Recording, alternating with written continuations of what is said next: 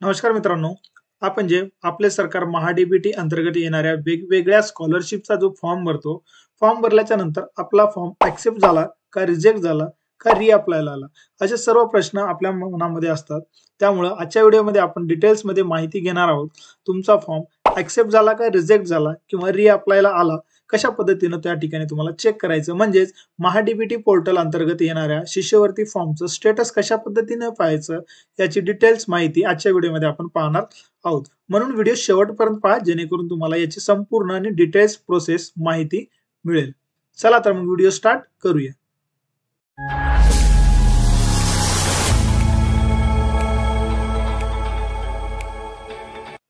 मित्रांनो, आता महा-डी-बी-टी पोर्टलवरील शिष्यवृत्ती फॉर्मचा स्टेटस चेक करण्यासाठी सर्वप्रथम तुम्ही जो काय ब्राउझर वापरता, तर त्या ब्राउझरवर तुम्हाला या ठिकाणी सर्च बारमध्ये सर्च करून घ्यायचं आहे महा-डी-बी-टी. अशा पद्धतीने सर्च केल्याच्या नंतर तुम्हाला या ठिकाणी ओके बटनला जसे तुम्ही या ठिकाणी क्लिक करता, तर तुमच्या समोर अशा प्रकारचा एक इंटरफेस तुमच्या समोर या ठिकाणी येणार आहे. या ठिकाणी आल्याच्या नंतर हे महा-डी-बी-टी पोर्टलचं ऑफिशियल ज्या ठिकाणी लिंक आहे, या ठिकाणी तुम्हाला डायरेक्टली येणार आहे. आता या ठिकाणी लॉग इन बटन दिसते मित्रांनो, लॉग इन बटनला क्लिक करू शकता किंवा या ठिकाणी न्यू ॲप्लिकंट दिसते, या ठिकाणी तुम्ही या क्लिक करू शकता. अशा पद्धतीने आल्याच्या नंतर तुम्हाला या ठिकाणी जर बघितलं तर ॲप्लिकंट लॉग इन हे दिसणार आहे. आता हे जे काय ऑफिशियल पोर्टल आहे, आपले सरकार महा-डी-बी-टीचं ऑफिशियल पोर्टल या ठिकाणी आलेलं आहे. आता याची डायरेक्ट लिंक माझ्या डिस्क्रिप्शन मध्ये भेटून जाईल. डायरेक्टली तुम्ही या पेजला येऊ शकता. त्यासाठी तुम्हाला या ठिकाणी ॲप्लिकंट लॉग इनला क्लिक करायचं आहे. जसं या ठिकाणी तुम्ही क्लिक करता मित्रांनो, क्लिक केल्याच्या नंतर या ठिकाणी आपले डिटेल्स लागणार आहे, जे की ॲप्लिकंट लागेल. यामध्ये सर्वात प्रथम तुम्हाला लागणार आहे इंटर युजर नेम. आता युजर नेम तुम्ही ज्यावेळेस फॉर्म फिल करत असताना क्रिएट केलं होतं मित्रांनो, ते तुम्हाला या ठिकाणी लागणार आहे. त्यानंतर खाली लागणार आहे तुमचा पासवर्ड. त्यानंतर हा कॅप्चा जशाचा तसा फिल करून तुम्हाला या ठिकाणी लॉग इन बटनला क्लिक करायचं आहे. आता या ठिकाणी आपण लॉग इन करून घेऊ. संपूर्ण डिटेल्स ॲक्युरेट या ठिकाणी फिल केल्याच्या नंतर तुम्हाला या ठिकाणी लॉग इन बटनला क्लिक करायचं आहे. हा जो काही लॉग इन हेअर आहे, तुम्हाला या ठिकाणी क्लिक करायचं आहे. जर तुमच्याकडे पासवर्ड जर फॉरगेट करायचा असेल तर या ठिकाणी टॅब दिसणार आहे. तुम्ही डायरेक्टली इथून पासवर्ड फॉरगेट करू शकता आणि तुमचा युजर नेम जर तुम्हाला माहिती नसेल तरी तुम्ही या ठिकाणी युजरचा क्रिएट केलेला युजर नेम तुम्ही या ठिकाणी मिळवू शकता. आता जस्ट आपण या ठिकाणी क्लेम स्टेटस चेक करायचं आहे म्हणून या ठिकाणी आपल्याला क्लेम लॉग इन हेअरला क्लिक करायचं आहे. जसे लॉग इन हेअरला क्लिक करता मित्रांनो, तुमचा जो काय ऑफिशियल तुमची जी काय प्रोफाईलचं होम पेज आहे ते या ठिकाणी तुम्हाला शो होणार आहे. ज्यामध्ये या ठिकाणी वर जर बघितलं तर तुमचं या ठिकाणी संपूर्ण नाव शो होणार आहे आणि तुम्ही जे काय प्रोफाईल क्रिएट केलेली आहे, तर ते क्रिएट या ठिकाणी 100% आहे किंवा नाही या ठिकाणी तुम्ही डायरेक्टली चेक करू शकता. आता ही या स्कीम मध्ये जे काही पैसे मिळणार आहेत मित्रांनो, ते असतात आधार बँक लिंक अकाउंटवर. म्हणजे तुमचा आधार कार्ड ज्या बँकेला लिंक असेल त्या ठिकाणी तुमचे पैसे या ठिकाणी मिळणार आहेत. तर तुम्ही ते आधार बँक लिंक या ठिकाणी तुम्ही चेक करू शकता.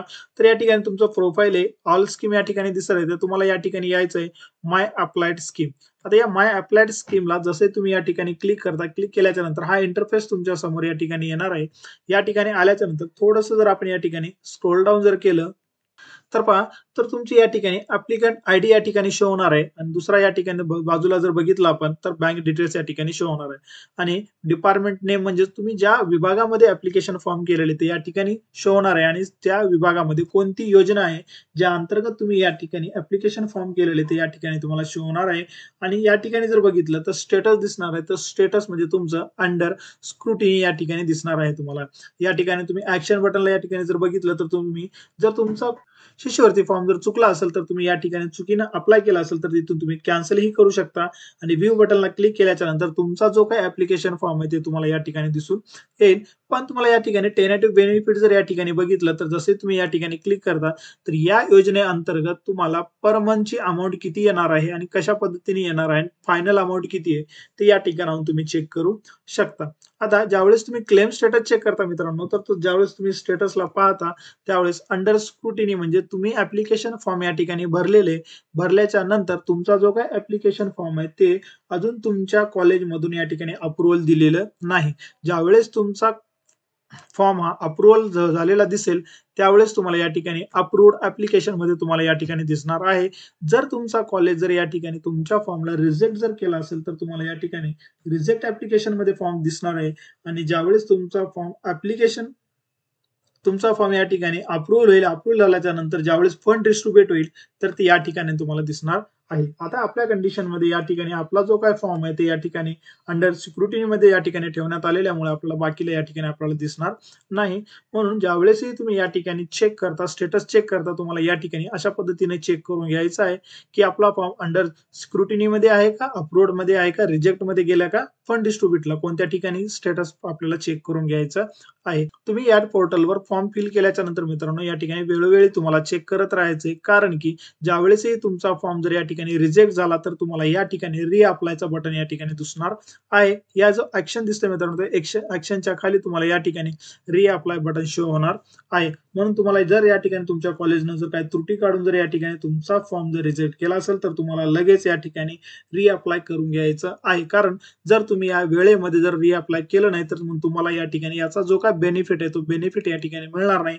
म्हणून तुम्हाला जे काही येणारे पैसे आहेत ते या पैसे मिळणार नाहीत. मग या एक वेळेस जर तुमच्या फर्स्ट इयरला जर या ठिकाणी जर तुमचा फॉर्म या ठिकाणी रिजेक्ट झाला तर तुम्हाला सेकंड इयरलाही पैसेही मिळणार नाही. म्हणून तुम्हाला या ठिकाणी वेळोवेळी आपला स्टेटस चेक करत राहायचं आहे. या ठिकाणी आपला जो काही शिष्यवृत्तीचा फॉर्म आहे तो अप्रूव्ड मध्ये आहे का, अंडर सिक्युरिटी मध्ये आहे का, किंवा रिजेक्टेड ऍप्लिकेशन आहे.